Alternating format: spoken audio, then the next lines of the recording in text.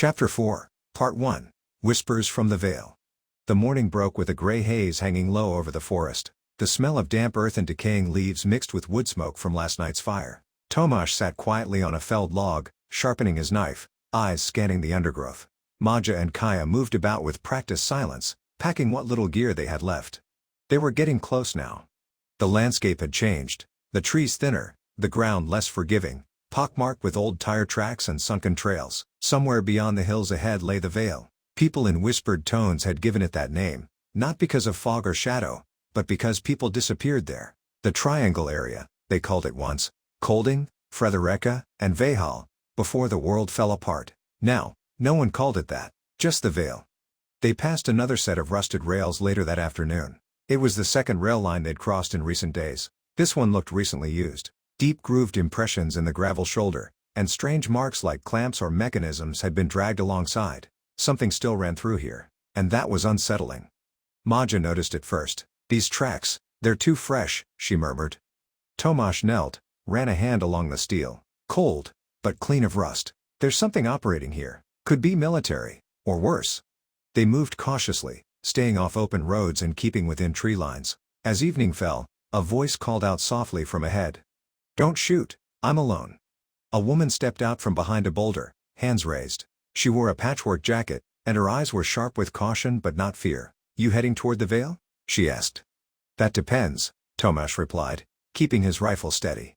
She lowered her arm slowly. "Name's Rika. I'm with the Root." Maja blinked. "The Root?" "The Resistance," Rika clarified. "We help people. Fight against the ones using the trains. Against the disappearances." Kaya stepped closer. "We're not looking for a fight. Just passage." Rika studied them a moment. "You've come far. Where are you headed?" "Yorte," Tomasz said. "It's a small village east of Belund, away from the worst of it." Rika frowned. "Never heard of it." "It's real," he said. "Stream runs nearby. Good land. People keep to themselves." She nodded slowly. "That's contested ground right now. Lot of movement between Vehal and Grinstead. We've had patrols go missing." "We're not joining a cause," Tomasz said firmly. "We've lost enough." "I understand," Rika replied. "But if the world's going to change, it needs people who've already paid the price." Tomasz looked at Maja and Kaya, then back at Rika. "We're not there yet." Rika gave them a small bag, dried fruit, filtered water, a folded map with scribbles. "Then take this. Safe trail markings. Avoid the main roads. If you hear trains, get low and stay out of sight." "Thank you," Kaya said, almost a whisper. "Don't thank me," Rika replied. "Just make it. Places like Jorte, they matter, even if the world's forgotten them." She disappeared into the woods as quietly as she had come. Tomasz lingered a moment, staring into the trees. "The Root," he muttered. "Interesting name." Maja stepped beside him. "Because roots survive underground, even after the tree falls." He nodded, lips tight. "Let's hope we do too." They walked in silence, shadows long behind them, and the whispered dread of the Vale just ahead. Chapter 4, Part 2, Ghost Lines. The next day dawned windless and gray. A low-hanging mist clung to the hills, and the trees felt still, like watchers holding their breath. They followed Rika's marked route, small symbols scratched into bark or tied with strips of dark cloth. The map she'd given them was crude but clear, leading them around known patrol routes, avoiding the more exposed crossings and abandoned checkpoints near the old highways. Maja moved with caution, constantly checking their flanks. Her injury had healed into a sore bruise, but she never mentioned it. Tomasz noticed the way she favored her side when climbing over branches or carrying her pack. He said nothing, but made subtle adjustments, carrying more, slowing pace without making it obvious. Late in the afternoon, they came across something unexpected. A siding station, overgrown, swallowed halfway by the earth, but the rails near it were pristine. Not a speck of rust, no leaf litter. And there, tucked behind the station building, a squat black vehicle sat silent on the track. Not a train in the old sense, more like a rectangular pod on rails, armored, featureless, and humming faintly with low energy.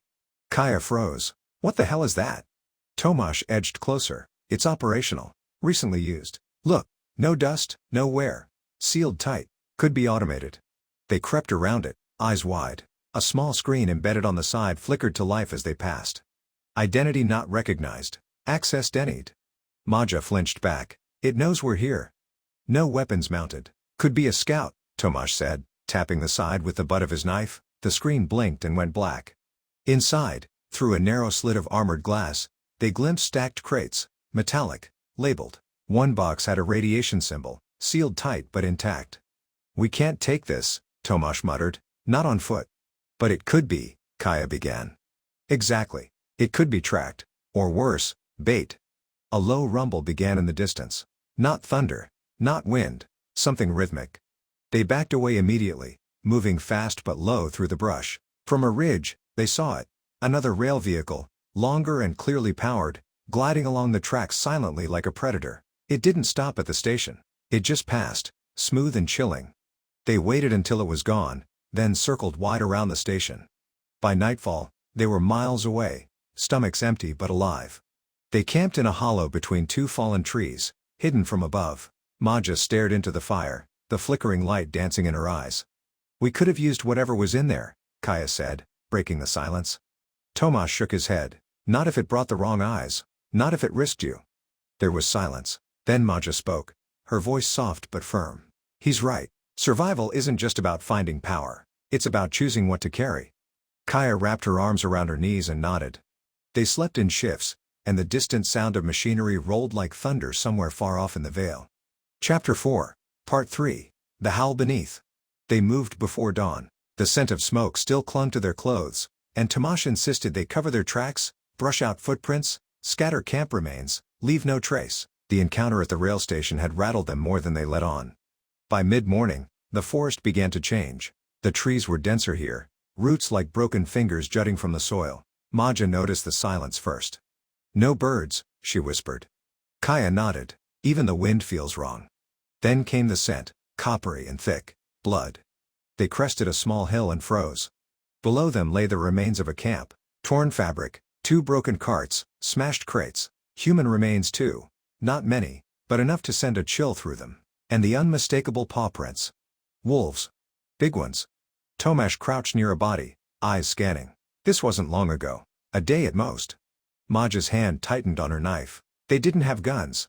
No. And they weren't alone, Tomasz said. He pointed to parallel tracks, narrow wheel marks, heavier than carts. Someone else came through after. Took supplies. Left the bodies. Scavengers? Kaya asked. Or cleaners, Maja said grimly. People who don't want others to know what happened. They moved on. Faster now. The trees whispered with unseen threats. Once, Maja spotted movement to their left, low and fast, gone before she could speak. A flash of gray fur. Wolves didn't usually follow, not unless they were starving. That night, they made camp inside the shell of a collapsed barn. Wooden beams leaned like old bones, and the smell of mildew was thick, but it was shelter, and they needed that. Tomasz took first watch. He sat with his back to the door, rifle across his lap, and eyes scanning the night. The stars above were pale and silent. Too quiet. No insects, no frogs, no wind. Only breathing. It was around midnight when he heard it. The low, guttural growl just beyond the collapsed doorway. Not close. Not yet, but unmistakable. He didn't move, just whispered, "Wake up." Slowly. Maja and Kaya stirred, hands already on weapons. They listened. Then came the howl. It wasn't the sharp, clear call from fairy tales. It was deeper, rougher, a sound that vibrated in your chest. More than one voice. Tomasz whispered, "Packs nearby. Big one." He motioned to Kaya, and she grabbed their bags. Maja moved to the rear. There was a back opening barely big enough to crawl through. No time for a fight. Then came a snarl. This one much closer. Eyes, yellow and reflecting the firelight. "Go," Tomasz ordered. "I'll hold." "No," Maja snapped. "Together." They fled out the back, scrambling through wet grass and broken underbrush. Behind them, paws thundered through the ruins. The wolves gave chase, their howls a chorus of hunger and rage. Tomasz led them toward the river they'd seen on the map. Water slowed pursuit, and he remembered, from his old days, that wolves were less willing to cross under duress. The chase lasted minutes but felt like hours. At last, they burst from the trees and onto a stony bank. The river rushed ahead, cold and swift. No time to debate. They jumped in. The current yanked at them. Maja went under first, but Tomasz grabbed her arm and pulled her up. Kaya fought to keep her head above the water, her pack weighing her down. Tomasz let go of his own to save her. They dragged themselves to the far bank, coughing and shivering. Behind them, the wolves stood in the dark trees, growling but not crossing. The pack leader stared for a long moment before turning and vanishing into the night. Tomasz collapsed on the grass, breathing hard. Maja turned to him. You okay? He nodded. Barely. Cold, but alive. Kaya pulled off her wet coat and laughed bitterly. Next time we camp in a barn, remind me to check for chew marks. Despite everything, they smiled. The kind of smile that comes only after running through hell and finding the world still turning. Chapter 4. Part 4. Echoes on the Rails. They moved along the edge of the river the next morning. The air thick with fog and the stench of wet clothing. No one had slept much. Even Kaya, usually the first to try for some levity, was quiet. The wolves hadn't followed, but their presence clung to the air like a bruise. By midday, the terrain shifted again. The trees thinned, giving way to open land dotted with crumbling infrastructure. Maja spotted something through the mist, a straight line of dark gravel and steel. Tracks, she said, voice low. Tomasz nodded, expression grim. Not abandoned. See how the stones are packed? Still used. They approached carefully, staying just out of sight. The railway stretched in both directions, disappearing into the fog, but this time there was no rust on the rails. Even the plants along the sides had been cleared recently. A sign half covered in moss read in faded paint, Zone 6A, access restricted. Kaya bent down near a section of wire fencing. This isn't scavenger work, it's maintained, military or something like it. Tomasz crouched and brushed the dirt from a footprint. Deep, uniform, left by a heavy boot, recent, and repeated. Same route, same load. The fog parted for a moment, and in the distance, a long, low shape rumbled slowly past. A train.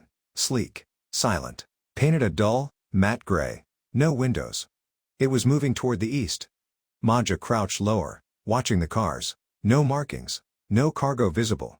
Kaya murmured, I don't like that. Neither did Tomasz. They stayed hidden until the train was gone. Tomasz waited a full 20 minutes before speaking again. We follow it. What? Kaya blinked. We're headed west. I know, but if it's a supply line, or worse, we need to know what's using it. If we're walking into Vale territory, we can't be blind. That was all he had to say. They moved parallel to the track, careful to leave no trail, until they came upon what looked like an old switching station. It had clearly been repurposed. New security fencing surrounded it, and fresh surveillance tech had been mounted to rusted poles. New meets old. A fusion of function and neglect. Maja peered through binoculars. There are people in there. Kaya looked over her shoulder. How many? Hard to say. A few at least. They're unloading something from the last car. Then she froze. Tomasz, I think it's people. He took the binoculars and focused. A line of figures shuffled down a ramp from the rear of the train. Thin, bound, heads low. Slaves. Kaya whispered, shit. Tomasz lowered the binoculars, jaw tight. This isn't some warlord's camp. This is organized. Root might know more, Kaya offered. We're not going back, he said quickly. Maja touched his arm gently. We have to be smart, Tomasz. I am being smart. If this is the Vale, if they've militarized transport, we can't walk through it blind. But we're not joining anything. They watched a little longer, until the people were herded inside. One stumbled. A guard struck him. Then nothing more. Kaya backed away. Let's move. As they left, Maja whispered, what if that had been me? Tomasz didn't answer. He didn't need to. They crossed the track later that afternoon, far from the station, leaving no sign of their presence. The fog began to lift, but the weight of what they'd seen didn't. That night they camped by the river again, hidden in a bend between thick trees. Kaya found a handful of wild onions. Maja managed to catch a small fish with string and a safety pin. They didn't talk much. But Tomasz stared at the fire long after the others slept, his rifle in his lap and his mind chasing shadows. Not of wolves, but of men. Chapter 4, Part 5, Crossroads. The next morning dawned gray and cold, the sky a blanket of heavy clouds. The group packed quickly, each movement slow and deliberate. The weight of yesterday's discoveries hung over them like a storm on the horizon. Tomasz pulled Maja aside as they stepped away from camp. We have to decide. The route offered a way, a chance to fight back, to find allies. Maja looked away, eyes tracing the edge of the forest. But Jorte is still our destination. Kaya joined them, a hard edge in her voice. The route's not a perfect answer, Tomasz. They have their own battles, and their own secrets. Joining them could mean losing what little freedom we have. Tomasz nodded slowly. I don't trust easy answers. But we can't ignore the route, or the Vale. Maja's voice was quiet but firm. We go on. Jorte is home. It's the one place we can still call that. Kaya looked between them. Then we move. But carefully. They set off, moving southwest. The terrain grew rougher, overgrown paths twisting through dense underbrush. The sounds of the forest were sharp, the crunch of twigs, the rustle of leaves, distant bird calls. But the silence underneath was never far, the silent threat of the veil. That afternoon, Tomasz stopped by a moss-covered stone marker. The faded letters were hard to read but still visible. Veil boundary, enter at your own risk. Kaya pulled her coat tighter. They say people vanish in there. No one knows where or how. Maja swallowed hard. We've seen what happens. They pressed on. Night fell with a cold wind. The trees seemed to lean closer, shadows thickening. Tomasz took the first watch, his rifle resting across his knees. He thought about the girl they rescued, about the family they lost, about the road ahead. In the distance, a low howl pierced the dark. Not wolves, something else, something waiting. Chapter 4, Part 6, Into the Veil. The forest grew darker, even during the day. Light filtered weakly through the dense canopy, casting a greenish hue over the ground. The trees were older here, tall and thick, many split or scarred, some bent at unnatural angles, as though trying to flee the ground they sprouted from. The very air felt wrong, heavy, still. They had crossed into the veil. I don't like it here, Kaya muttered. It's too quiet. Tomasz said nothing, just tightened his grip on his rifle. His eyes never stopped moving. Tracks, broken branches, the faint smell of burned wood, all signs of movement, of others. For 2 days they weaved through the forest, sticking close to the river. Once, they found a burnt-out vehicle, an old military drone carrier, now gutted and left to rot. Wild vines had begun to reclaim it, curling through shattered hull plating and battery packs like nature's slow revenge. They found no people, but they felt them. On the 3rd day, they reached a narrow crossing. A makeshift bridge of logs had been built over the river, carefully placed, not clumsily stacked. Someone had been through here, recently. Maja knelt, running her fingers over the mud, barely a day old. Kaya scanned the opposite bank. Think it's root? Tomasz shook his head. No markers, no signs. Whoever it was didn't want to be found. They crossed quickly, then broke eastward, heading for higher ground. That night they found shelter in a partially collapsed farmhouse tucked between hills. It had been fortified once, sandbags at the windows, rusted coils of barbed wire at the entry. Whoever had lived here had fought for it. Lost. Inside, they found old newspapers tacked to the wall. Maja read one by flashlight. Veil expands, Danish military denies civilian abductions. She looked up. It wasn't just rumors. No, Tomasz said softly. It never was. Outside, wind rustled through broken shutters. A metal sign hanging by one nail creaked in the breeze. The sound never stopped. Kaya took first watch. Tomasz slept with one hand on his rifle. Maja dreamt of train cars and faceless men. At dawn, the world was white with fog. They moved quickly, keeping low, crossing open patches at a run. The fog didn't clear. If anything, it grew thicker the deeper they went. By late morning, they stumbled upon something unexpected. A road. Perfectly maintained.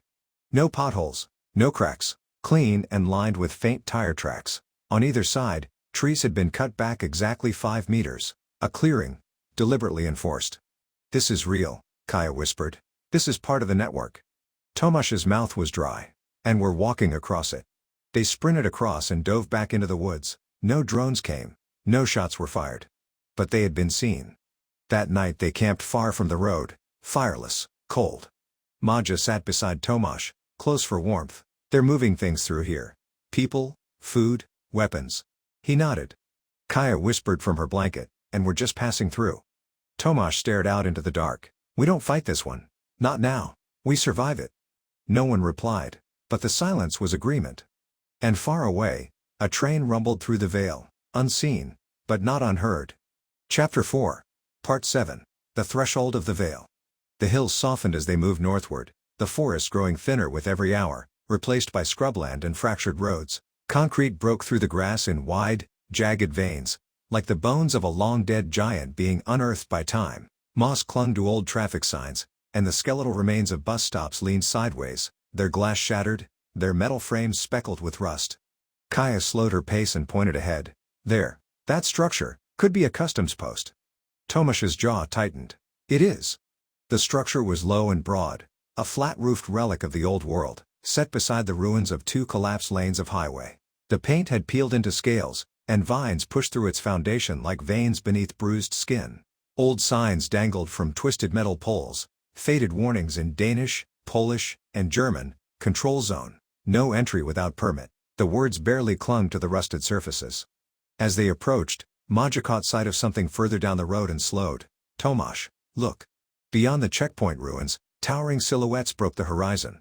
Tall, angular constructions of steel and old carbon composite, once part of the border monitoring system, now they loomed like sentinels of an empire long collapsed. The towers were empty, supposedly. But people still whispered about motion sensors buried in their shadows, about cameras that still flickered to life in the night. Kaya stepped closer to one, shielding her eyes from the overcast glare. "They're like grave markers. For a country that doesn't exist anymore." Tomasz didn't answer right away. He stared at them for a long time. "Not grave markers. Warning signs. For what happens when we build walls we can't tear down." A cold wind brushed over the ruins, bringing the smell of wet stone and old metal. Something about the place felt unnatural. Not haunted, exactly, but paused, as if waiting for a story to resume that should have ended long ago. They crossed the old checkpoint slowly, feet crunching on broken glass and dry leaves. The road continued for a while, hugging the edge of a narrow stream that burbled under a crumbling bridge. Tomasz ran a hand along the stones, fingertips brushing worn graffiti in half a dozen languages. Most were obscenities. Some were prayers. Kaya crouched at the water's edge, scooping a handful to her lips. "Clean enough. Cold though." Tomasz glanced downstream, his soldier's eye measuring the landscape. "We'll follow it for a few kilometers. It bends west, past an old solar farm. Then we're close." "To Jordan?" Maja asked. He nodded. "A few days, if we're lucky." The word "if" hung heavy in the air. They set up camp beneath the old bridge, the stone giving them shelter from the biting wind. Kaya cracked open the last of the salvaged fuel cells and fed it into a compact heating pod. The pod emitted a faint, steady warmth and a low hum, comfort in a world that rarely offered it. They shared a small meal in silence, dried beans, hard bread, the last of the fruit from a roadside orchard. Tomasz handed Maja the largest portion without comment. She noticed, but said nothing. Kaya sat cross-legged, arms resting on her knees, gaze fixed on the towers in the distance. "Do you think they still watch?" she asked quietly. "Those things?" Tomasz shrugged, eyes sharp even in the dimming light. "I think someone always watches. Question is whether they care." "I hate this place," Maja muttered suddenly. "Not just here, this whole thing. The ruins, the hiding, the silence. It's like we're ghosts." "You're not a ghost," Tomasz said. His voice softened. "You're just walking through where ghosts used to live." She didn't reply. Instead, she leaned back against her pack, eyes wide open, scanning the dark. After a while, Tomasz pulled a blanket over her. Maja pretended not to notice. Kaya caught the gesture but said nothing, only giving Tomasz a brief nod before curling up herself. Far ahead, just beyond where their eyes could reach, lay the Vale, a stretch of land still whispered about in resistance circles, where even the route moved carefully. People disappeared there, snatched in the night, or worse, recruited into something cruel and organized. A train line ran nearby. They'd seen it before, silent and oddly maintained. Lights sometimes flickered at night. Rails were too clean for a dead system, too deliberate. They would not go near it. Yorte waited somewhere past all of that, an old farming village nestled by a quiet stream, a name spoken like a memory. Tomasz wasn't sure what they would find there. Maybe nothing, maybe everything, but it was theirs. The night stretched long. No wolves howled, no machines hummed in the dark. Only the towers stood watch behind them, and the shadows ahead, thick and unknowable, beckoning.